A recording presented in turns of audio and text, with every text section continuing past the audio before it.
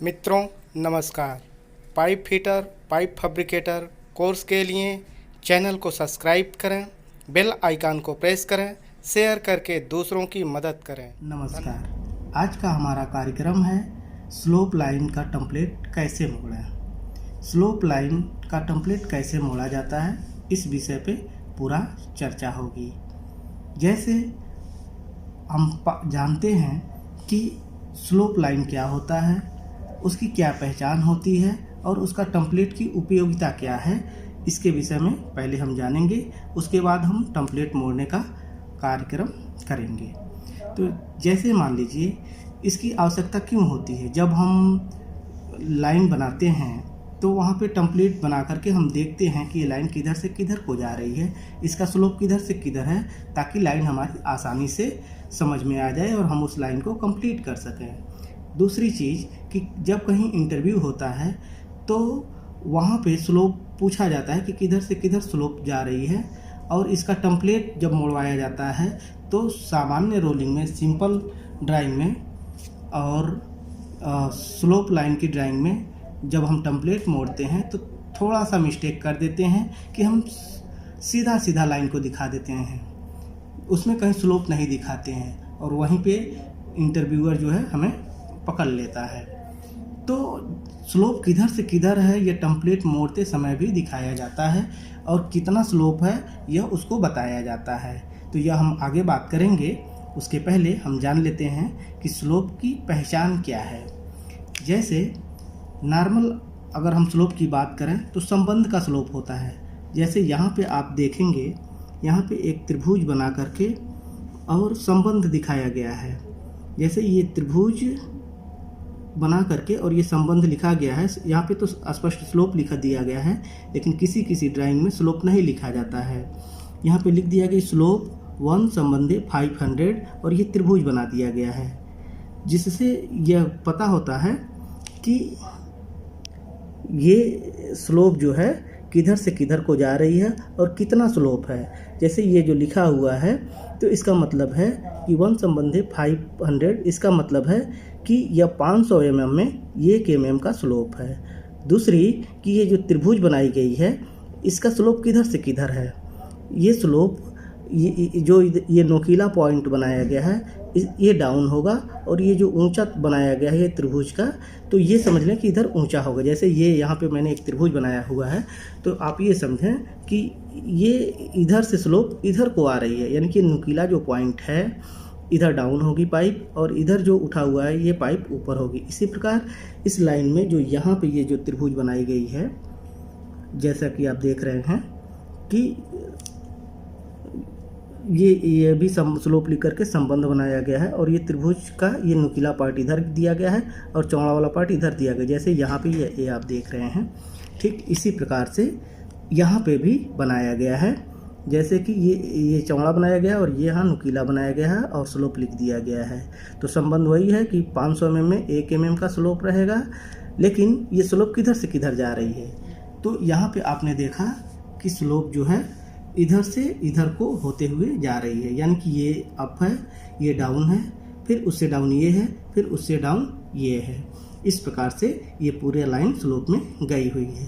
अब दूसरी पहचान क्या होती है कि इसका एलिवेशन जो है हर एक एल्बो पे, हर एक जहाँ पे लाइन मुड़ रही है वहाँ के एलिवेशन में अंतर रहेगा। जैसे कि अगर आप एलिवेशन देखें तो यहाँ का एलिवेशन ज़्यादा रहेगा, फिर उसके यहाँ का जो एलिवेशन होगा उस एलिवेशन से इसका एलिवेशन डाउन होगा, फिर उसके इस एलिवेशन से ये एलिवेशन उससे और अधिक डाउन रहेगा, फिर यहाँ के एलिवेशन से इसका एलिवेशन जो है और डाउन रहेगा, जैसा कि यहाँ पे लिखा गया है।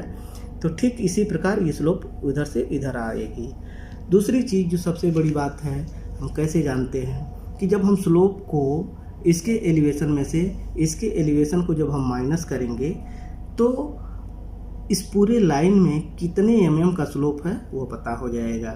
जैसे अगर इसके एलिवेशन में से इसके एलिवेशन में पता करेंगे तो ये पूरे इस लाइन में कितना स्लोप दिया गया है वो कंफर्म पता हो जाता है। इसी प्रकार इसके एलिवेशन में से इसका एलिवेशन जब हम माइनस करते हैं तो हमें कन्फर्म पता हो जाता है कि कितने mm का इस पूरे लाइन में कितने mm का स्लोप है। वैसे यहाँ पे जो संबंध दिया गया है 1 संबंधे 500, तो इसका ये मतलब होता है कि 500 mm में 1 mm। इसी प्रकार कहीं पे लिखा रहता है 1 संबंधे 480 करके, यानी कि 480 mm में 1 mm का स्लोप लिखा रहता है। अन्य किसी ड्राइंग में डिग्री में स्लोप दिया जाता है, तो वह डिग्री निकाल करके हम ये जान लेते हैं कि कितना स्लोप है। लेकिन स्लोप का पकड़ने का सबसे आसान तरीका होता है कि एलिवेशन को आप माइनस कर दें।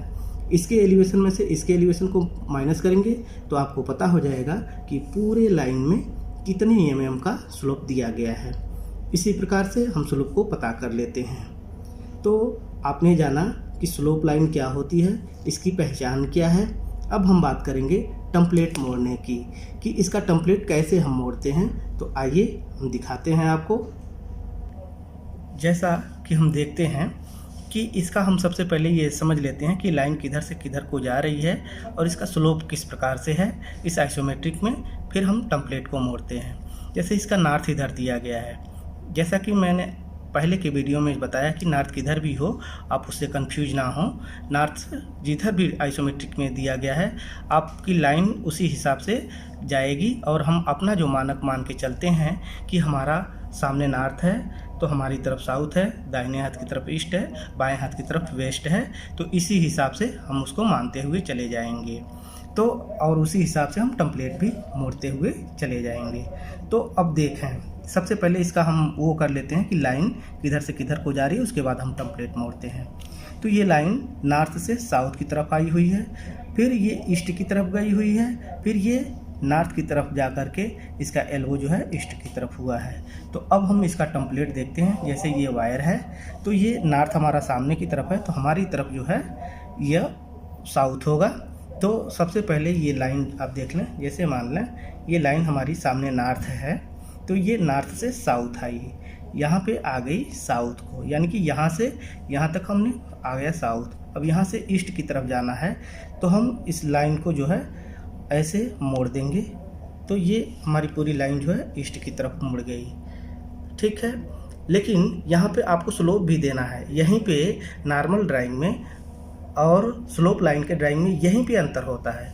अगर स्लोप देना है तो ये जो त्रिभुज आपने देखा कि इसका ऊपर सिरा इधर है और ये नुकीला सिरा इधर है, तो ये एल्बो जो है ये पॉइंट जो है ऊपर की तरफ होगा, थोड़ा सा जितना इसमें स्लोप का होगा उसी के अनुसार। फिर उससे ये इधर को जाएगा तो ये थोड़ा सा स्लोप होगा, क्योंकि इसमें भी जो त्रिभुज दिया गया है वो ऐसे होगा। फिर यहाँ से जब हम लाइन को नॉर्थ की तरफ फिर मोड़ेंगे तो इससे ये डाउन में होगा, फिर उसके बाद ये एल्बो जो है इधर को चली जाएगी। यानी कि आपने देखा कि यहाँ से यहाँ ये लाइन ऊपर की हुई है, ये नीचे किया गया है, फिर इस एल्बो से ये जो एल्बो है यहाँ नीचे किया गया है, फिर इससे नीचे ये किया गया है और ये लाइन फिर इधर को चली गई है। इसी प्रकार से ये टेम्पलेट हम मोड़ते हैं और देखते हैं। अब ये अंतर ये है कि अगर हम सामान्य अगर आइसोमेट्रिक का या सिंपल आइसोमेट्रिक का जब टेम्पलेट मोड़ते हैं तो ये हम स्लोप नहीं देते हैं, ये सीधा सीधा रख देते हैं।